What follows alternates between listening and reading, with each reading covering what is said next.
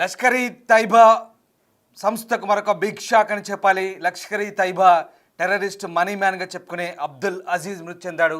Operation Sindoor సమయంలో భారత missiles దాడిలో తీవ్రంగా గాయపడ్డాడు అజీజ్. అప్పటి నుంచి కూడా హాస్పిటల్లో చికిత్స పొందుతూ మృతి చెందాడు. లష్కర్ ఈ తైబా డిప్యూటీ చీఫ్ సైఫుల్లాకు అజీజ్ బంధువుగా చెప్తారు. సైఫుల్లా కూడా అంత్యక్రియలో పాల్గొన్నాడు. అబ్దుల్ రౌఫ్తో పాటు టాప్ కమాండర్లు ఉగ్ర సంస్థకు నిధుల సరఫరాలో అజీజ్ కీలక పాత్ర వహించాడు. 2001లో భారత పార్లమెంట్పై దాడి, అలాగే 26/11 ముంబై ఉగ్రదాడిలో కీలకంగా అజీజ్ వ్యవహరించాడు.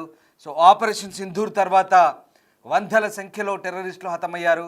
ఈ నేపథ్యంలో ఒకసారిగా ఆ రోజు జరిపిన దాడిలో అబ్దుల్ అజీజ్ తీవ్రంగా గాయపడ్డాడు. ప్రస్తుతం ఆయన ఆసుపత్రిలో చికిత్స పొందుతూ మృతి చెందినట్టుగా తెలుస్తుంది. దీంతో ఉగ్ర సంస్థ లష్కర్ ఈ తైబాకు మరొక బిగ్ షాక్ అని చెప్పాలి. లష్కర్ ఈ తైబా మనీ మ్యాన్గా పేరొందిన అబ్దుల్ అజీజ్ హాస్పిటల్లో చికిత్స పొందుతూ మృతి చెందాడు.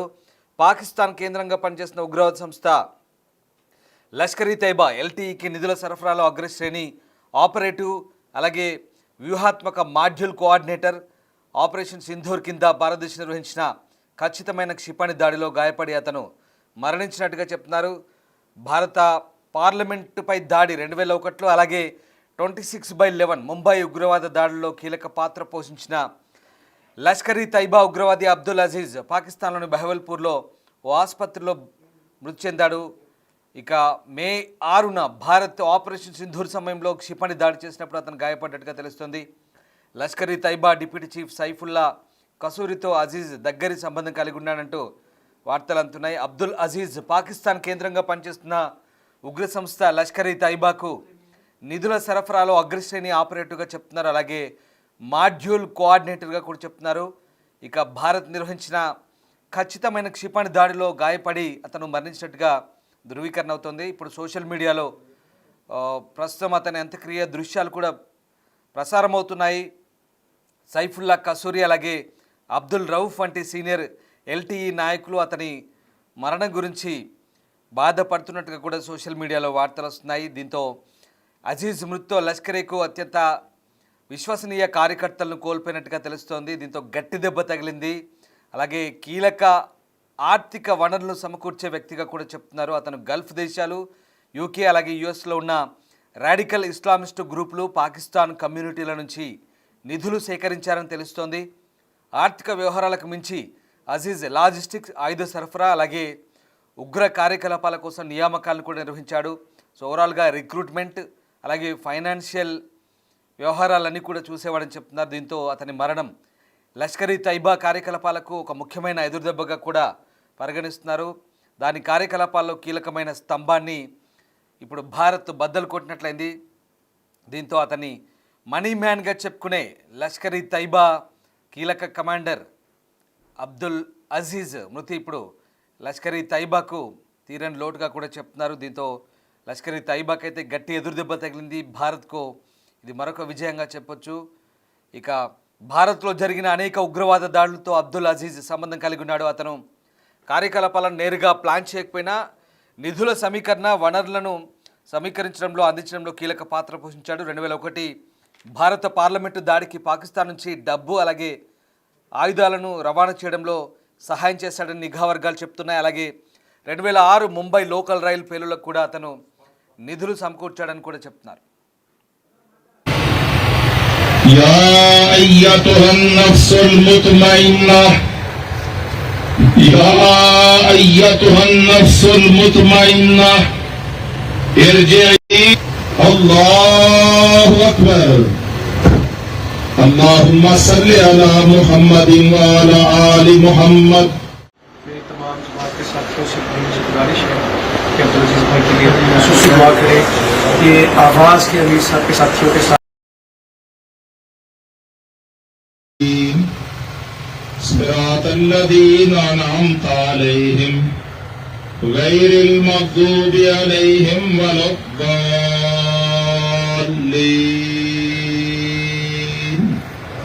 آمين. يا أيتها النفس المطمئنة، يا أيتها النفس المطمئنة ارجعي. Allahu Akbar.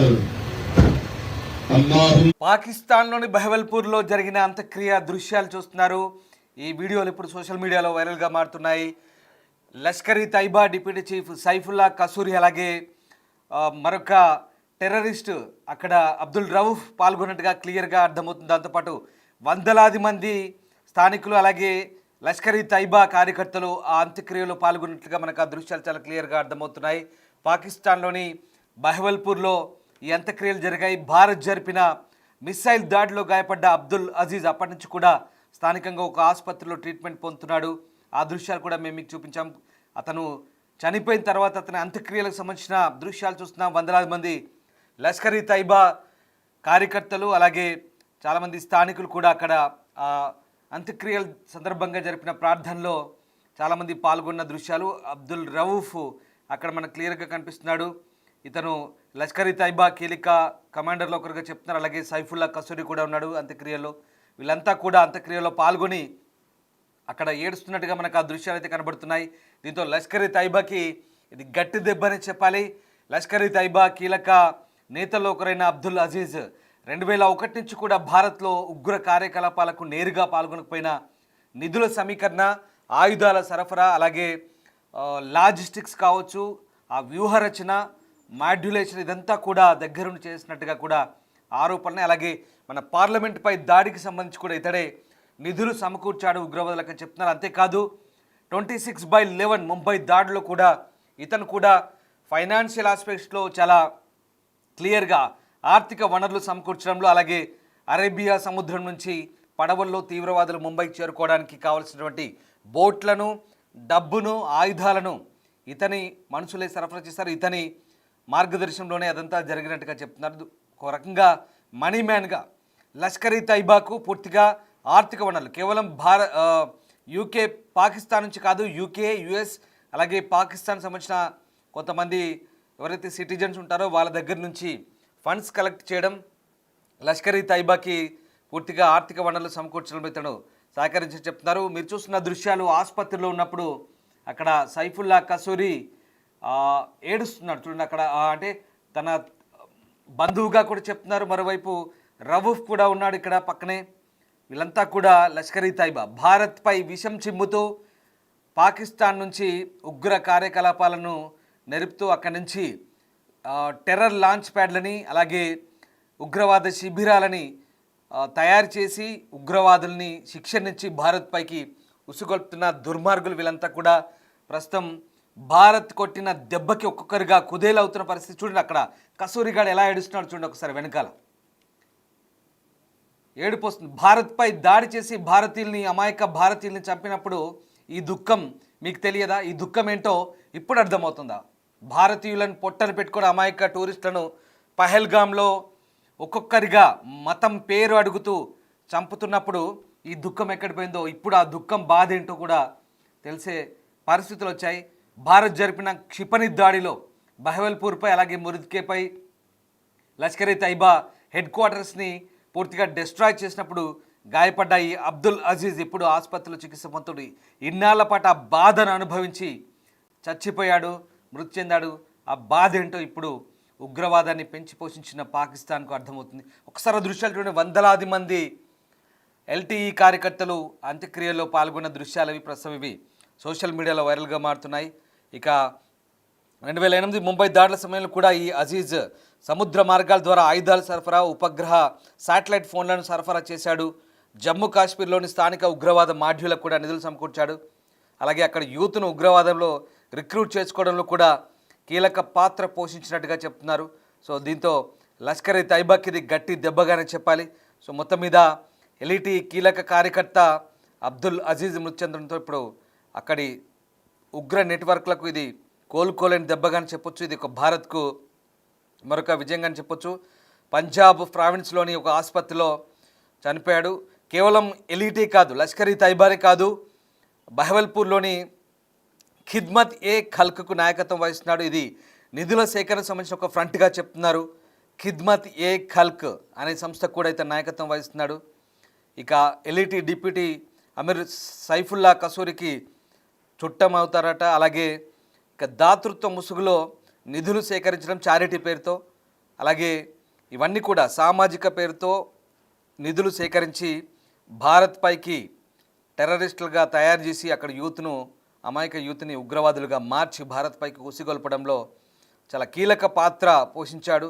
సో మొత్తం మీద ఇతను ఫలా-ఏ ఇన్సానియత్ ఫౌండేషన్ బ్యానర్ కింద పనిచేశారు. వీళ్ళంతా కూడా 2020 వరకు కూడా ఫలా-ఏ ఇన్సానియత్ ఫౌండేషన్తో ఈ నిధుల సేకరణ చేశారు.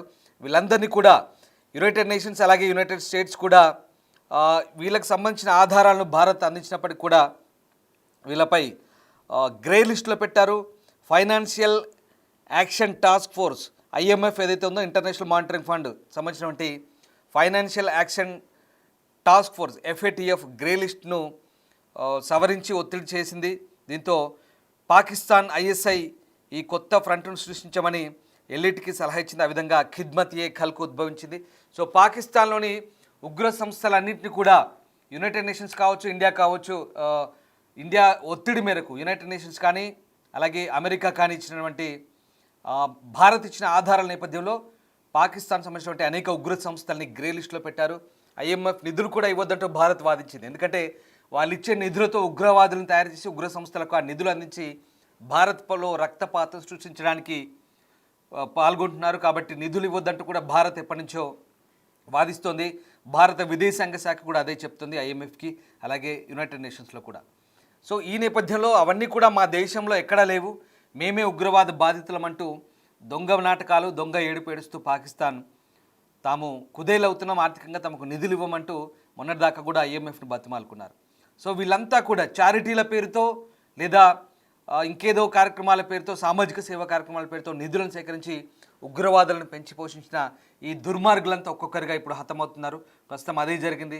బహవల్పూర్లో జరిగిన ఆ ఇండియన్ మిసైల్ అటాక్లో గాయపడ్డ అబ్దుల్ అజీజ్ ప్రస్తుతం మృతి చెందాడు. దీంతో LTEకి ఇది కోలుకోలేని దెబ్బ అని చెప్పాలి. అంతేకాదు భవిష్యత్తులో భారత్ ఏ రకమైనటువంటి దెబ్బతీస్తుందో, భవిష్యత్తులో ఉగ్రవాదులకు, ఉగ్ర సంస్థలకు ఆ రుచి చూసిన తర్వాత మరొకసారి భారత్పై దాడి చేయాలంటే కూడా వెనుకడుగేసే పరిస్థితి వచ్చింది. మొత్తం మీద పాకిస్తాన్లో ఒక్కొక్కరిగా ఎలిటి టాప్ కమాండర్లు, అలాగే అటు జైషే మహమ్మద్ కావచ్చు, ఇంకా చాలా ఉగ్ర సంస్థలున్నాయి, ఇవన్నీ కూడా గ్రే లిస్టులో పెట్టడంతో వాటికి తోక సంస్థలు ఇవన్నీ కూడా కొన్ని ఇతర సంస్థలుగా పుట్టి ఫ్రాక్సీలుగా తయారై ఇవన్నీ కూడా ప్రస్తుతం భారత్ పైకి మళ్ళీ విషయాన్ని చిమ్మే ప్రయత్నం చేస్తున్నాయి. బట్ భారత ఇంటెలిజెన్స్ వర్గాలు ఎప్పటికప్పుడు పసిగట్టి వాటిని నిర్మూలించే పనిలో ఉన్నాయి. ప్రస్తుతానికైతే ఈ అజీజ్ మృతితో ఎలిట్కి కోలుకోలేని దెబ్బ తగిలింది.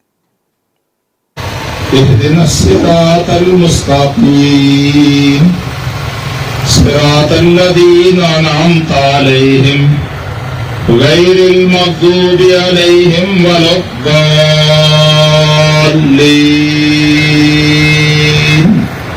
ఆమీన్. యా అయ్యతుహన్ నఫ్సుల్. The big folk night 2025 celebrating the soul of Telangana. August 23 సాయంత్రం 6 గంటల నుండి LB స్టేడియంలో. టికెట్స్ బుకింగ్ కోసం ఎంట్రీవాలా యాప్ను డౌన్లోడ్ చేసుకోండి.